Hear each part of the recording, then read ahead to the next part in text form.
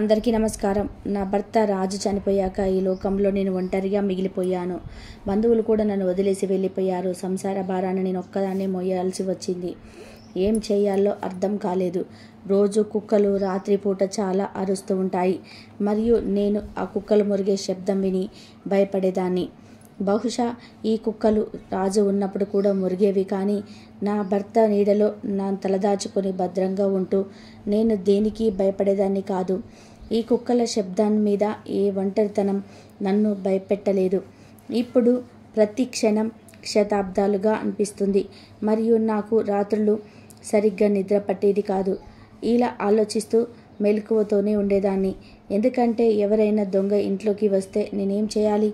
ఎందుకంటే ఈ రోజుల్లో దొంగలు ఇంట్లోని వస్తువులను దొంగిలించడమే కాకుండా ఇంట్లోని మహిళల గౌరవంతో ఆడుకుంటున్నారు. బహుశా దొంగలను చూసి ఈ కుక్కలు మొరుగుతున్నాయేమో అని రాత్రంతా ఇలా ఆలోచిస్తూనే ఉంటాను. నా భయాన్ని పోగొట్టుకోవడానికి ఒక పరిష్కారం ఆలోచించాను. నా ఇంటి పైభాగం అద్దెకి ఇవ్వాలని, అప్పుడు నాకు కూడా ఆశగా లభిస్తుందని రాత్రంతా ఆలోచిస్తూనే ఉన్నాను. అలాగే నా ఆర్థిక పరిస్థితి కూడా బాగలేకపోవడంతో రెంట్కి ఇవ్వడం ద్వారా 4 డబ్బులు సంపాదించుకోవచ్చు అనుకున్నాను. నేను మా ప్రాంతంలోని ఇరుగు పొరుగు వాళ్ళ ఇంటికి వెళ్ళేదాన్ని కాదు. కానీ ఈరోజు నేను ప్రత్యేకంగా ఈ విషయం చెప్పాలని నా ఇంటి పక్కన ఉన్న వ్యక్తుల ఇళ్లకు వెళ్ళాను. ఎవరైనా అద్దెకు ఇల్లు వెతుకుతున్నారు అనుకోండి, దయచేసి వాళ్ళను నా దగ్గరికి పంపండి. వచ్చేవాళ్ళు ఫ్యామిలీ అయి ఉండాలి అని షరతును పెట్టాను. నా మాటలకు అంత ప్రాముఖ్యత ఉంటుందని నాకు తెలియదు. సాయంత్రం 2 వ్యక్తులు ఇంటికి వచ్చారు. ఒక వృద్ధుడు మరియు అతనితో పాటు ఒక యువతి. నేను వాళ్ళని తీసుకొని వచ్చి డ్రాయింగ్ రూమ్లో కూర్చోపెట్టాను. అడిగాను, మీరు ఎవరో నాకు తెలియదు, మీ గురించి చెప్పండి అని అడిగాను. అంతలో వృద్ధుడు, మీరు మీ ఇంటిని అద్దెకు ఇస్తున్నారని చెప్పారు. మేము కూడా ఇల్లు కోసమే వెతుకుతున్నాము, అందుకే ఇక్కడికి వచ్చాము అనడంతో నేను సరే అని తల ఊపి, అవును, మేము కూడా మీలాంటి ఫ్యామిలీస్కి ఇవ్వాలని అనుకుంటున్నాము. మంచిదైంది. ఇప్పుడు మీ తండ్రి కూతురికి ఇద్దరు, మా ఇద్దరికి వచ్చారు అనడంతో, లేదు అతను నా తండ్రి కాదు, నా భర్త అని ఆ అమ్మాయి చెప్పింది. ఇది విని నేను ఆశ్చర్యానికి పోయి ఇద్దరి వైపు కంగారుగా చూడడం మొదలుపెట్టాను. అప్పుడు ఆ ముసలి వ్యక్తి, సరే ముందు ఈ విషయం చెప్పండి, మీరు ఈ ఇంటిని మాకు అద్దెకి ఇస్తారో లేదో చెప్పండి అనడంతో, నేను ఎందుకు ఇవ్వను, నా ఇంటి పై పోర్షన్ మీకు అద్దెకి ఇవ్వాలి అనుకుంటున్నాను అన్నాను. అప్పుడు ఆ ముసలి వ్యక్తి ముఖంలో ఆనందం వెల్లివిరిసింది. నేను ఆ ముసలి వారి భార్య వైపు చూశాను. ఆమెను చూడగానే ఆమె చాలా బాధలో ఉన్నట్లు అనిపించింది. ఆమె తన మనసులో దేని గురించో ఆలోచిస్తుంది. ఆమె నాకు ఏదో చెప్పాలని అనుకుంది. మరి ఆమె దేని గురించి చాలా భయపడుతుంది? తర్వాత నేను ఆలోచించలేదు. బహుశా ఇది నా భ్రమై ఉంటుంది అనుకొని నేను వాళ్ళకి పై పోర్షన్ ఇల్లును చూపించాను. వాళ్లకు ఆ ఇల్లు బాగా నచ్చడంతో అద్దెకు వచ్చేసరికి రాఘవ గారు నేను అడిగినంత అద్దె కూడా ఇవ్వడానికి సిద్ధంగా ఉన్నాడు. అడిగినంత అద్దె ఇచ్చినందుకు నేను చాలా సంతోషంగా ఉన్నాను. నేను మా ఇంటి తాళం చెవులను అతడికి అప్పగించాను. గట్టిగా ఊపిరి పీల్చుకొని కిందకి వచ్చేశాను. నాకు రాఘవ గారు మరియు అతని భార్య బాగా చాలా మంచివారిలాగా అనిపిస్తున్నారు. రాణి నిజంగా చాలా అందంగా ఉంది. ఆమె కుటుంబ సభ్యులు ఎలాంటి బలవంతుడికి చేసుంటారో తెలియదు. అందుకే రాణి ఇలా ముసలివాడిని పెళ్లి చేసుకొని బంగారం లాంటి భవిష్యత్తును పాడు చేసుకొని ఈరోజు సాయంత్రం వాళ్ళు ఇంట్లో చేరుతామని చెప్పారు. అన్నట్టే సాయంత్రం వచ్చారు. వాళ్ళు ఇల్లు సర్దుకోవడానికి చాలా టైం పడుతుంది కాబట్టి వాళ్ళకి రాత్రి భోజనానికి ఏదైనా వండిద్దామని ఆలోచించి నేను వంటగదిలోకి వెళ్ళి మా ముగ్గురు కోసం భోజనం సిద్ధం చేసుకున్నాను. వండిన తర్వాత వంటకాలను ఒక ట్రేలో చక్కగా డెకరేట్ చేసి భోజనం తీసుకొని పైకి వెళ్ళాను. తలుపులు వేసి ఉండడంతో నేను తలుపు తట్టాను, కానీ ఎవరూ తీయలేదు. ఎంతకీ డోరు తెరవకపోవడంతో నేను ఇలా భోజనం తీసుకొని వెళ్ళడం కరెక్ట్ కాదా అని ఇలా ఆలోచిస్తూ నేను కంగారు పడ్డాను. నేను వాళ్ళని ఇలా డిస్టర్బ్ చేయకూడదు, ప్రతి ఒక్కరికి వారి సొంత ప్రైవసీ అనేది ఉంటుంది అనుకొని నేను తిరిగి వెళ్ళబోతున్నప్పుడు సడన్గా డోర్ తెచ్చుకొని రాఘవ గారు ఎదురుగా నిలబడి ఉన్నాడు. అతడు నా చేతిలో భోజనం ప్లేట్ చూసి అతడు ఇలా అన్నాడు, సిస్టర్, మీరు మా కోసం అనవసరంగా కష్టపడ్డారు అనడంతో నేను లేదు అని నవ్వుతూ అన్నాను. దానిలో కష్టమేమీ లేదు, ఇది నా బాధ్యత అనడంతో ఇప్పుడే రాని భోజనం ఉండబోతుంటే సామాన్లు సర్దుకొని అలసిపోయావు, ఈరోజు రెస్ట్ తీసుకో అని చెప్పాను అన్నారు రాఘవ గారు. అవునా, ఇంతకీ రాణి ఎక్కడుంది? నేను తనని కలవాలి అనుకుంటున్నాను అని చెప్పి రూమ్లోకి అడుగుపెట్టాను. సడన్గా రాఘవ గారు నా ముందు నిలబడి అన్నాడు, నిజానికి రాణి నిద్రపోతుంది, ఆమెకు తీవ్రమైన తలనొప్పిగా ఉంది అని. హఠాత్తుగా నిద్రలో నుంచి లేచిపోతే ఆరోగ్యం పాడైపోతుంది. రాఘవ్ గారి మాటలకు తల ఊపి నేను వెనక్కి వచ్చేశాను. కానీ నా మనసులో వేల ప్రశ్నలు తలెత్తాయి. అదే సమయంలో రాఘవ గారు ఎలా తన మాటలు మార్చాడు అని ఆలోచిస్తున్నాను. ఇంతకుముందు రాణి కిచెన్లో వంట చేస్తుంది అని చెప్తున్న రాఘవ గారు సాయంత్రం అదే సమయంలో తన మాటలు ఎలా మార్చాడో తను నిద్రపోతుందని చెప్పి ఆశ్చర్యపోయాను. ఇక్కడ ఖచ్చితంగా ఏదో తప్పు జరుగుతుందని నేను గ్రహించడం మొదలుపెట్టాను. అయినా నేను తాను గురించి పెద్దగా ఆలోచించదలుచుకోలేదు. ఎందుకంటే వారు ఇక్కడ రెంట్కు వచ్చారు. భోజనం చేసిన తర్వాత రాణి ఖచ్చితంగా నా వద్దకు వచ్చి ఆహారం తీసుకొచ్చినందుకు థ్యాంక్స్ చెప్తుందని నేను అనుకోవడం ప్రారంభించాను. కానీ అలాంటిది ఏమీ జరగలేదు. రాణి కోసం నేను చాలా సేపటి నుండి వేచేస్తున్నాను, కానీ ఆమె కిందకి దిగి రాలేదు. ఆ తర్వాత నేను నిద్రించడానికి నా గదిలోకి వెళ్ళాను. ఈ రోజు నుంచి నేను అనవసరంగా దొంగల గురించి భయపడాల్సిన అవసరం లేదని ఆలోచిస్తున్నాను. ఎందుకంటే నాకు పూర్తి విశ్వాసం ఉంది ఈరోజు రాత్రి చాలా ప్రశాంతంగా గడిచిపోతుంది అని. ఇలా భావించి నేను ఒక లోతైన శ్వాసను తీసుకుని హాయిగా నిద్రపోయాను. కానీ అర్ధరాత్రి సడన్గా కళ్ళు తెరుచుకున్నాయి. నేను భయంతో లేచి కూర్చొని ఆలోచించడం మొదలుపెట్టాను. నాకు ఎలా మెలకు వచ్చిందా అని. అప్పుడు నాకు ఒక అమ్మాయి అరుపులు నా చెవులకు చేరుకున్నాయి. ఆమె అరుపులు వింటుంటే ఆమె చాలా బాధలో ఉన్నట్లు అనిపించింది. నేను చాలా భయపడిపోయాను. నేను ముందు నుంచి ఇంతలా భయపడేదాన్ని కాదు. కానీ ఎప్పుడైతే నా భర్త రాజు నన్ను వదిలిపెట్టి ఈ లోకంలో నుంచి వెళ్ళిపోయాడో అప్పటి నుంచి నేను ఆకులు కదిలినా కూడా భయపడడం మొదలుపెట్టాను. నేను నా చెవుల మీద చేతులు పెట్టాను, కానీ శబ్దం మాత్రం తగ్గటం లేదు. క్షణం క్షణం పెరుగుతూనే ఉంది. అలా రాత్రంతా కూడా భయంతో గడిపాను. కానీ ఉన్నట్లుండి అమ్మాయి గొంతు ఆగిపోయింది. తెల్లవారుజామున 4 గంటలకి నిద్రపోయి ఉదయం 9కి లేచాను. కాఫీ తాగి బయట కూర్చున్నాను. మెట్లు దిగి వస్తున్న రాఘవ గారు చూశాను. నేను అక్కడ కూర్చొని ఉండడం చూసిన రాఘవ గారు చాలా భయాందోళనకు గురి అవ్వడం నేను చూశాను. నన్ను చూసి తనని చిన్నగా నవ్వి త్వరగా బయటకు వెళ్ళాడు. బహుశా అతడిని నేను ప్రశ్నిస్తానని బయటకు వెళ్ళాడేమో, అతడు పని మీద బయటకు వెళ్ళినట్టుగా అనిపించింది. నేను లేచి బ్రేక్ఫాస్ట్ సిద్ధం చేశాను. అతడు ఇంకా ఇంటికి తిరిగి రాలేదు. అతను నిజంగా పని కోసం ఇంటి నుండి బయటికి వెళ్ళాడని నాకు నమ్మకం కలిగింది. ఎందుకంటే నిన్నటి నుండి రాణితో మాట్లాడడానికి కుదరలేదు కాబట్టి ఇదే సరైన సమయంగా భావించి ఆమెతో కూర్చొని ఆమె గురించి తెలుసుకోవాలి అనుకున్నాను. అందుకే నేను త్వరగా మెట్లు ఎక్కి పైన ఉన్న గదికి వెళ్ళి తలుపు తట్టడం మొదలుపెట్టాను. రాణి డోర్ తీయలేదని ఎదురు చూస్తూనే ఉన్నాను. కానీ ఆమె ఎంతసేపటికి డోర్ తీయలేకపోయేసరికి ఇది మామూలు విషయం కాదు. ఆ అమ్మాయి నిన్ననే ఇక్కడికి వచ్చింది, కానీ నేను ఆమెను ఒక్కసారి కూడా చూడలేదు. ఎంతకో తలుపు తీయకపోవడంతో ఇక తిరిగి వెళ్ళాలని నిశ్చయించుకున్నాను. అప్పుడు భయంతో కూడిన గొంతు నా చెవిలో వినిపించింది. అక్క, నువ్వేనాది? అవును రాణి, నేను కీర్తి అక్కను అని చెప్పడం ప్రారంభించాను. నువ్వు ముందు డోర్ తీయు అనడంతో తన ఏడుపు గొంతు వినిపించింది. అక్క, నేను డోర్ ఎలా తీయగలుగుతాను? రాఘవ ఏమో బయట నుంచి డోర్ లాక్ చేసుకున్నాడు. ఆమె మాటలు విని ఆలోచించడం మొదలుపెట్టాను.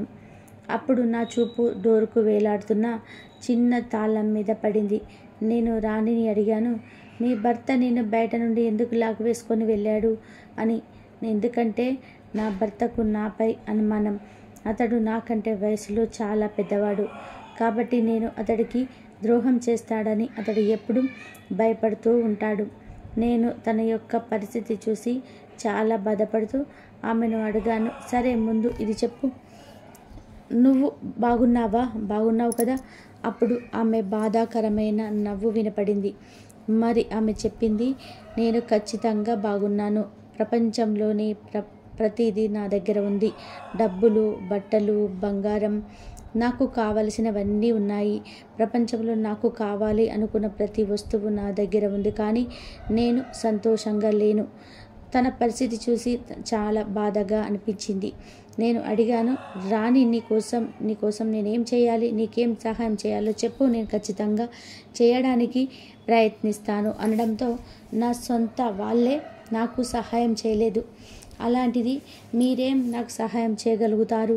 వీలైతే నా గురించి ఆ దేవుడికి ప్రార్థించమని నీకు నా యొక్క విన్నపం అనడంతో ఆ దేవుడిని ప్రార్థిస్తాను. ఎందుకు ప్రార్థించను? ఈ మాట చెప్పు. నేను వెనక్కి తిరిగి వెళ్ళడం ప్రారంభించాను.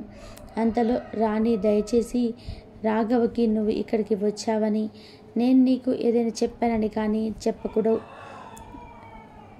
సరే, నువ్వేం బాధపడవద్దు, నేను తనతో ఏమీ చెప్పను. ఈ మాట చెప్పి నేను కిందకి వచ్చేశాను. ఉన్నట్టుండి నాకు రాణి ఇంట్లో వాళ్ళ మీద కోపం వస్తుంది. వాళ్ళు ఇలా ఎందుకు చేశారు? బంగారం లాంటి తన కూతుర్ని తీసుకువచ్చి వయసులో ఇంత పెద్దవాడైన ఆ ముసలివాడికి ఇచ్చి పెళ్లి చేశారు. అతడు అనుమానంతో తనను టార్చర్ పెడుతూ తన జీవితాన్ని నాశనం చేస్తున్నాడు. రాఘవ సాయంత్రానికి ఇంటికి వచ్చాడు. మళ్ళీ నన్ను చూస్తూ చిన్నగా నవ్వి పైకి వెళ్ళాడు. నేను ఆలోచించడం మొదలుపెట్టాను. ఒకవేళ రాఘవ అతని భార్యను రూములో బంధించకుండా ఉంటే ఎంత బాగుండేది. నేను మరియు రాణి ఇద్దరం ఒంటరిగా ఉన్నాము. అప్పుడు మేమిద్దరం ఒకరికొకరు మంచి స్నేహితులం అయ్యేవాళ్ళం. మా బాధలను కూడా పంచుకునేవాళ్ళం. అయినా ఇప్పుడు ఇవన్నీ జరగవు కదా అంటూ నేను రోజువారీ నా పనుల్లో పూజ చేయడం ప్రారంభించాను. ఈరోజు మళ్ళీ అర్ధరాత్రి సడన్గా నా కళ్ళు తెరుచుకున్నాయి. ఈరోజు కూడా అదే కారణంతో నన్ను నిద్రపోనివ్వటం లేదు. మళ్ళీ ఒక అమ్మాయి అరుపు వినిపించింది. నేను శ్రద్ధగా విన్నప్పుడు నాకు అర్థమైంది, ఈ శబ్దం చాలా దగ్గర నుంచి వస్తుంది అని. ప్రతి విషయంలో నాకు అవగాహన ఉండేది.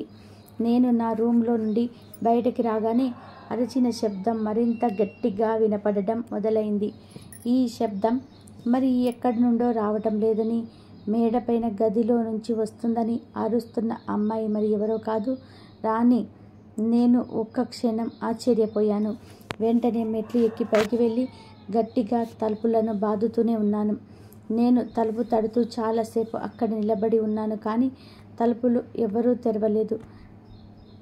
నేను తలుపు తడుతూ గట్టిగా అరవడంతో లోపల నుంచి శబ్దాలు రావడం ఆగిపోయాయి.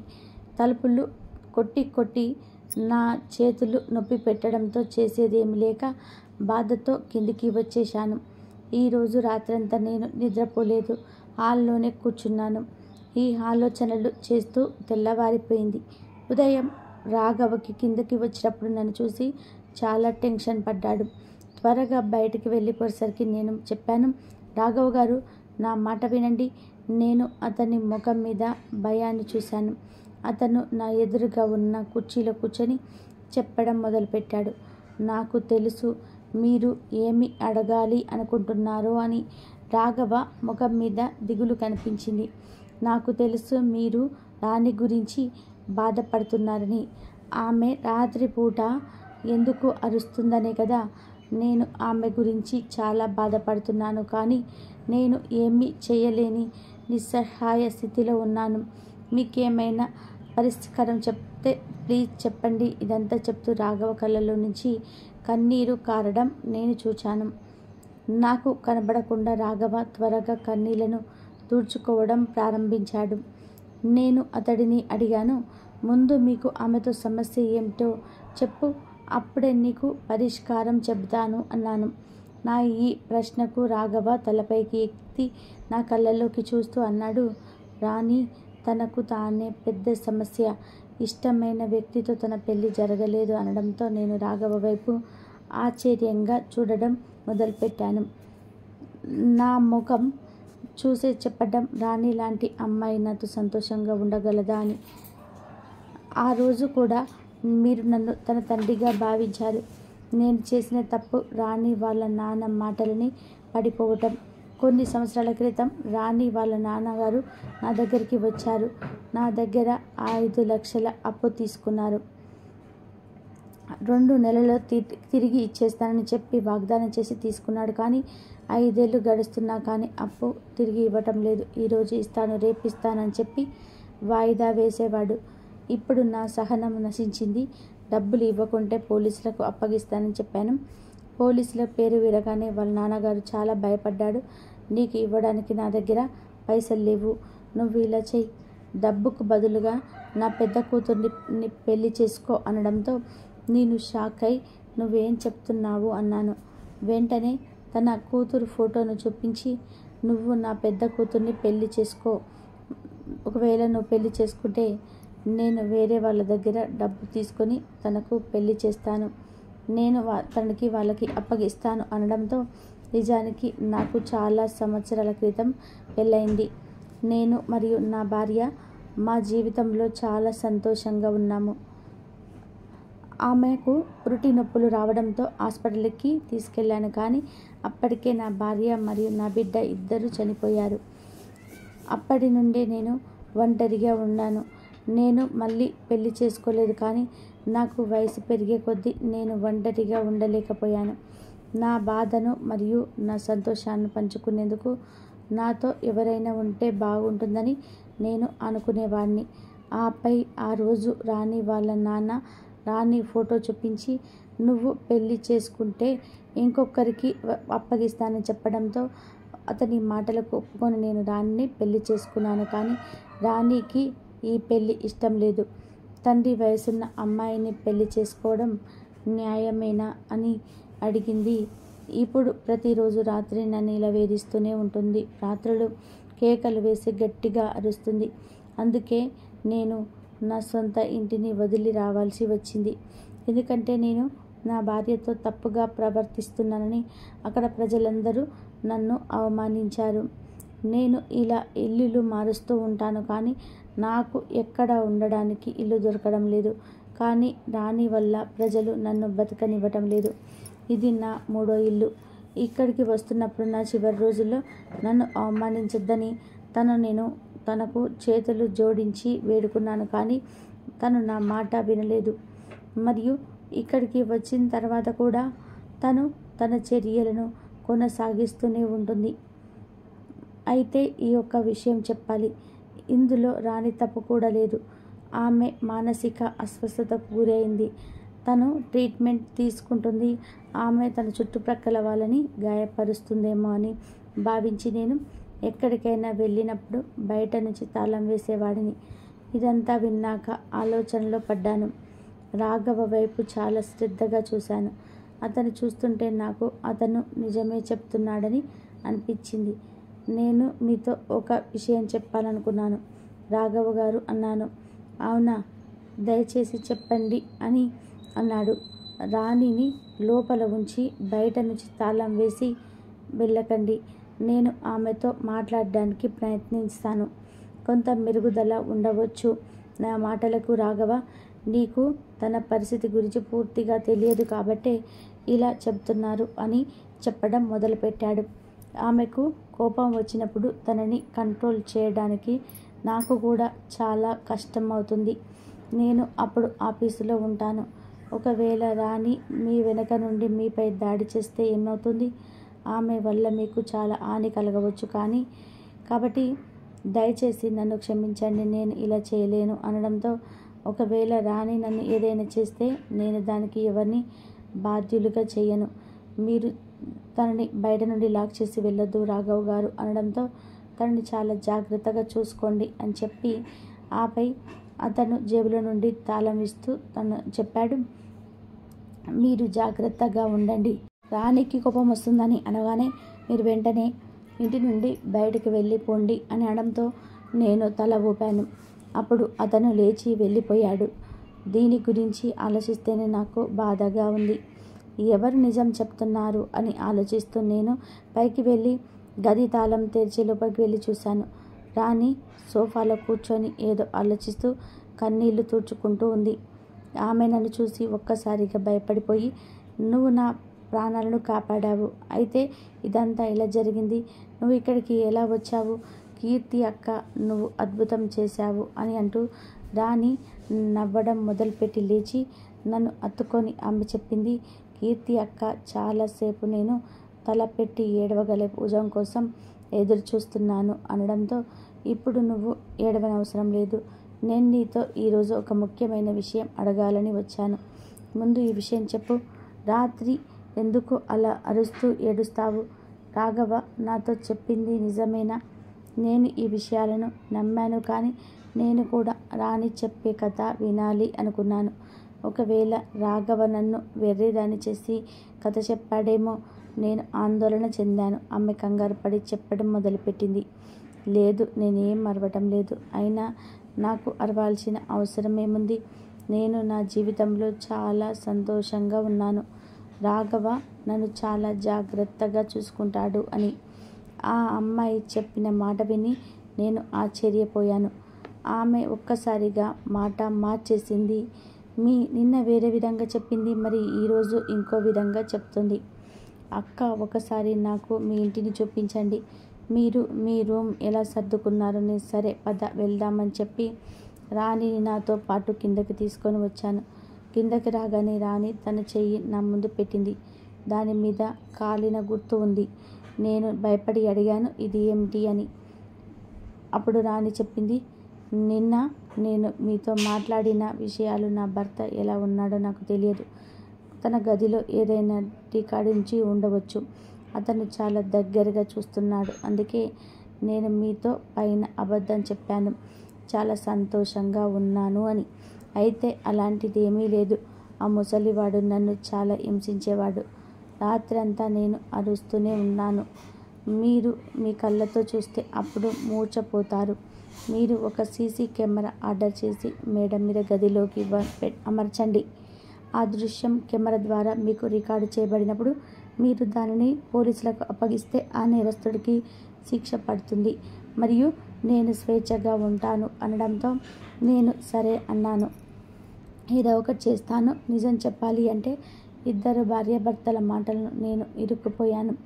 ఇద్దరు చెప్పేది నమ్మశక్యంగానే ఉంది, కానీ నిజం తెలుసుకోవడం కష్టంగా మారింది.